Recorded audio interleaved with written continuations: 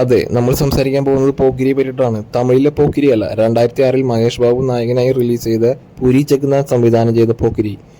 ഇറങ്ങിയ സമയത്ത് തെലുങ്കിലെ പോക്കിരി ഒരു വൻ വിജയമായിരുന്നെങ്കിലും പിന്നീട് 2007 റീമേക്ക് ചെയ്ത് വിജയിന്റെ പോക്കിരിയാണ് എല്ലാവരും അറിയപ്പെട്ടത്. അതുകൊണ്ട് തന്നെ പലർക്കും ഇപ്പോഴുള്ള സംശയമാണ് ഏത് പോക്കിരിയാണ് ഒറിജിനൽ എന്ന്.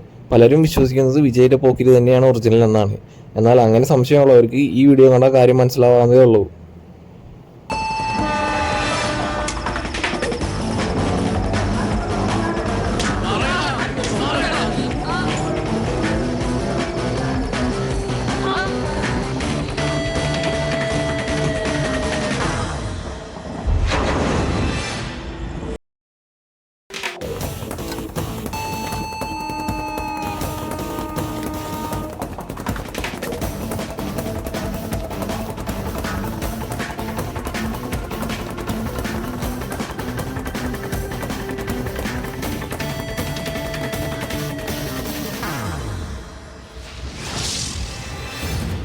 തമിഴ് പോക്കിരിയുടെ ഡയറക്ടറായ Prabhu Deva scene by scene, shot by shot, music by music അതേപോലെ തന്നെ തെലുങ്കിൽ നിന്ന് തമിഴിലേക്ക് പകർത്തി വെച്ചിട്ടുണ്ട്.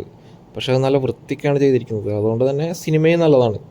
പിന്നെ പലർക്കുള്ള ഒരു അഭിപ്രായം എന്തെന്നാൽ മഹേഷ് ബാബുവിനേക്കാളും കൂടുതൽ ഈ റോൾ നന്നായി ചേരുന്നത് വിജയ്ക്കാണെന്നാണ്. എനിക്ക് അങ്ങനെ ഒരു അഭിപ്രായം ഇല്ല. നിങ്ങളുടെ അഭിപ്രായം എന്താണെന്നുള്ളതൊന്ന് ഷെയർ ചെയ്യും.